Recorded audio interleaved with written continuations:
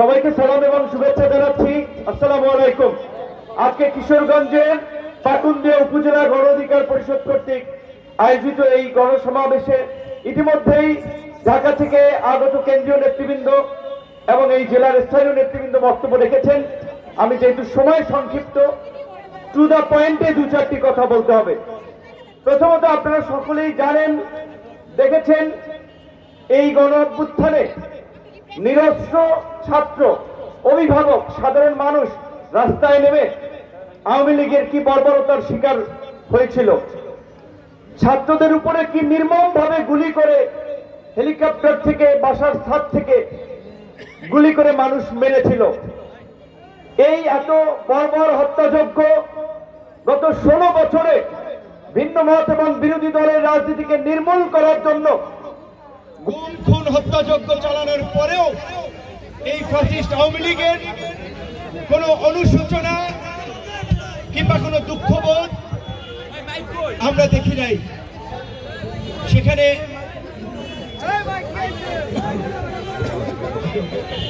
যার ফলে জনগণ বিক্ষুব্ধ হয়ে, আপনারা দেখেছেন, তাদের রাজনীতির তীর্থভূমি ধানমন্ডির 32কে ঘুরে মাটির সঙ্গে মিশিয়ে দিয়েছে। যদিও রাজনৈতিক দল হিসেবে, শান্তিপূর্ণ মানুষ হিসেবে আমরা কোন ধরনের সংঘাত সহিংসতাকে সমর্থন করি না।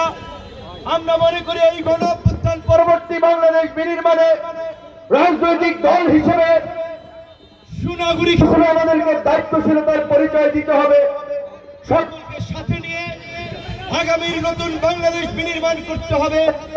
কিন্তু বাংলাদেশের পতিত স্বৈরাচার প্রধানমন্ত্রী শেখ হাসিনা ভারতে বসে ভারতের প্রেসক্রিপশনে এই দেশে অরাজকতা তৈরি করার জন্য আওয়ামী লীগের নেতা কর্মীদেরকে উস্কানি দিচ্ছে, অথচ মূল নেতারা কিন্তু সবাই নিরাপদে দেশ থেকে পালিয়ে গিয়েছে। দেশে অবস্থানরত সাধারণ আওয়ামী লীগের, নিরীহ আওয়ামী লীগের যারা জনগণের উপর অত্যাচার নির্যাতন চালান নাই, গুম খুন চালান নাই, তাদেরকে বলবো, আপনারা জনগণের কাছে ক্ষমা চান, এলাকার মানুষের কাছে ক্ষমা চান, মানুষ আপনাদেরকে ক্ষমা করবে। কিন্তু যারা বিগত 15টি এই 16 বছরে ক্ষমতাকে ধরাকে সরা জ্ঞান মনে করে জনগণের উপরে অত্যাচার নির্যাতন চালিয়েছে, মামলা হামলা দিয়ে এলাকা ছাড়া করেছে, তাদের কোনো ক্ষমা নাই। সরকারকে আমরা বলেছিলাম, আওয়ামী লীগের মতো এই ফ্যাসিস্ট রাজনৈতিক দল, গণহত্যাকারী খুনির দল, এদেরকে যদি বাংলাদেশের রাজনীতি থেকে নিষিদ্ধ না করা হয়, আগামীর বাংলাদেশে এরকমের ফ্যাসিস্ট তৈরি হবে, খুনি স্বৈরাচার তৈরি হবে। কাজে আমরা বারবার ছাত্র জনতার রক্তে, নাগরিকদের রক্তে রাজপথ রঞ্জিত হতে দেখতে চাই না। আমরা চাই এই ফাঁসিবাদী ব্যবস্থার চিরতরে বিলোপ ঘটুক, আওয়ামী লীগ রাজনৈতিকভাবে নিষিদ্ধ হোক এবং আওয়ামী লীগের সাধারণ যারা সমর্থক, নিরীহ নেতা কর্মী, তারা প্রয়োজনে নতুন নামে নতুন ভাবে রাজনীতি করবে। কিন্তু ডাকাত, খুনি, সন্ত্রাসী আওয়ামী লীগের নামে এই দেশে রাজনীতি করার কোনো জায়গা নাই। স্বরাষ্ট্র মন্ত্রণালয় থেকে অপারেশন ডেভিল হান্ট, দুর্বৃত্তদেরকে ধরার জন্য স্বরাষ্ট্র মন্ত্রণালয় থেকে যৌথ বাহিনীর অভিযান পরিচালনার ঘোষণা দিয়েছে। আমরা এই অভিযানকে স্বাগত জানাই। দেশে অবস্থানরত আওয়ামী দুর্বৃত্তদেরকে নিশ্চিহ্ন করে দেওয়ার জন্য সামরিক বাহিনী, পুলিশ, র্যাব, আইন শৃঙ্খলা বাহিনী এবং ছাত্র জনতা, নাগরিক যৌথভাবে কাজ করবেন। তবে নিরীহ একটা মানুষের সাথে অন্যায় করবেন না। কারো বাড়িতে আগুন জ্বালিয়ে দেওয়া, কারো বিল্ডিং ভেঙে দেওয়াকে আমরা সমর্থন করি না। কারণ পৃথিবীর ইতিহাসে বিপ্লবের পরে প্রতি বিপ্লব হয়, কুর পরে পাল্টা কু হয়। বাংলাদেশেও 75 পরবর্তী আমরা খুব অল্প সময়ের মধ্যে নানান কু পাল্টা কু দেখেছি। কাজে বাংলাদেশের এই বর্তমান যে সময়, এই সময়টা খুব বেশি ভালো আবার সময় না। এই সময়ে অস্থিরতা তৈরি করার জন্য, দেশকে অস্থিতিশীল করার জন্য দেশি বিদেশি নানান চক্র এখানে কাজ করছে। সেক্ষেত্রে গণ অভ্যুত্থানের শক্তি সমূহকে ঐক্যবদ্ধভাবে আগামীর বাংলাদেশ বিনির্মাণ করার জন্য এইখানে একটা অবাধ সুষ্ঠু নিরপেক্ষ নির্বাচনের পরিবেশ কায়েম করতে হবে। আমাদের আন্দোলনের ছাত্র নেতৃবৃন্দের মধ্যে গুটি কয়েক ছাত্র নেতৃবৃন্দ আন্দোলনকে ব্যবহার করে তারা দল করতে চায়, সংগঠন করতে চায়, বাকিদের অবদানকে অস্বীকার করে। এই মানসিকতার যারা পোষণ করছেন তারা গণ অভ্যুত্থানের শক্তি সময়ের মধ্যে বিভাজন তৈরি করছেন। এই বিভাজন আমরা চাই না। এই কিশোরগঞ্জে ছাত্র নেতা অভিন নেতৃত্ব আন্দোলন হয়েছে, আপনারা জানেন। এমনকি 2018 সালে আমরা যখন ঐতিহাসিক কোটা সংস্কার আন্দোলন করেছিলাম, যেই আন্দোলনে শেখ হাসিনার মতো ফ্যাসিস্ট স্বৈর শাসককে আমাদের দাবি মানতে বাধ্য করেছিলাম, সেই আন্দোলনের নেতৃত্ব দিয়েছিলেন সেই সময় উজ্জ্বল রবি সহ এখানকার ছাত্র নেতৃবৃন্দ। ঢাকা থেকে নেতৃত্ব দিয়েছিল আপনাদের কিশোরগঞ্জের সন্তান আবু হানিফ সহ অন্যরা। এইখানে আমার পাশে আছেন এই কিশোরগঞ্জের পাকুন্দের কিছু সন্তান আগামীতে সংসদ নির্বাচন করার আগ্রহ পোষণ করেছেন গণ অধিকার পরিষদের পক্ষ থেকে আমাদের শফিক ভাই। যদি আপনারা সমর্থন করেন তাহলে তারা নির্বাচন করবে। এখন আপনাদের সিদ্ধান্ত নেওয়ার সুযোগ এসেছে, সময় এসেছে আপনাদের পছন্দের প্রার্থীদেরকে নির্বাচিত করে আগামী সংসদে জনগণের প্রতিনিধি পাঠানোর। টাকা দিয়ে, কালো টাকা, পেশি শক্তি, ভয়ভীতি দেখিয়ে সেই রাজনীতি এই দেশে আর হতে দেওয়া যাবে না। আমি খুব কষ্ট পেলাম, এইখানে কেউ আমাকে স্লিপ ধরিয়ে দিয়েছে, পাকুন্দিয়া থেকে কিশোরগঞ্জের 30 টাকার ভাড়া নাকি 50 টাকা করেছে। নতুন সিন্ডিকেট করে কারা? ইউনো সাহেব নাকি অনুমতিবিহীন এই গণহত্যার ছাত্র জনতার আন্দোলনে হামলাকারী মামলার আসামি তাদেরকে বালু উত্তোলনের ব্যবসার টেন্ডার দিয়েছে।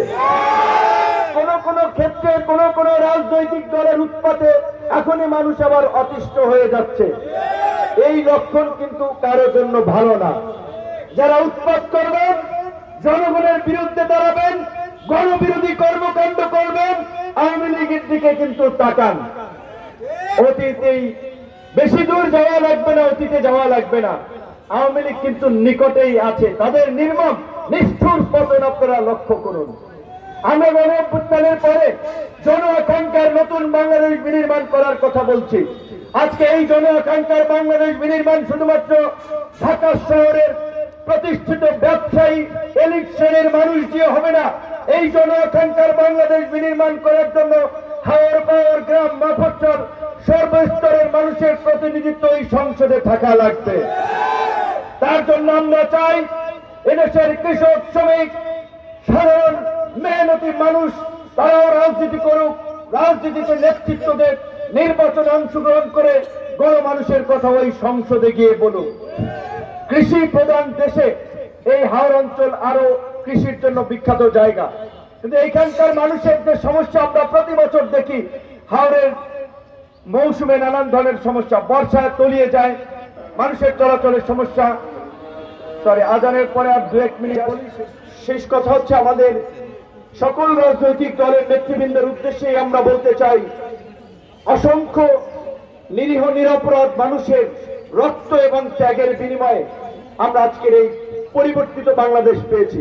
কাজে আমরা যদি ভুলে যাই, আবার যদি সেই পুরানো রাজনীতির পথে হাঁটি, এদেশের মানুষ কিন্তু আবার রুখে দাঁড়াবে। আমরা পুরানো রাজনীতির পথে হাঁটতে চাই না। পুরানো এই বাতিল রাজনীতিকে প্রত্যাখ্যান করে আগামীতে নতুন রাজনীতি আমাদেরকে প্রতিষ্ঠিত করতে হবে। নতুন রাজনীতি প্রতিষ্ঠায় চাই নতুন নেতৃত্ব। যেই নতুন নেতৃত্বের স্লোগান নিয়ে 2021 সালে গণ অধিকার পরিষদের যাত্রা শুরু হয়েছিল। জনতার অধিকার, আমাদের অঙ্গীকার, আমাদের অঙ্গীকার, দেশ হবে জনতার। এই স্লোগানকে ধারণ করে গণতন্ত্র, ন্যায় বিচার, অধিকার, জাতীয় স্বার্থ, এই 4 মূলনীতিকে সামনে রেখে সকলেই গণতন্ত্রের কথা বলে। কিন্তু আমাদের নিকট অতীতের যে অভিজ্ঞতা, যারাই ক্ষমতায় যায় তারাই ক্ষমতাকে কুক্ষিগত করার জন্য স্বৈরাচার হয়ে ওঠে। তাই আমরা বলেছিলাম, রাষ্ট্রকে গণতান্ত্রিক করার পূর্বে রাজনৈতিক দলগুলোকে গণতান্ত্রিক মানসিকতায় গড়ে উঠতে হবে।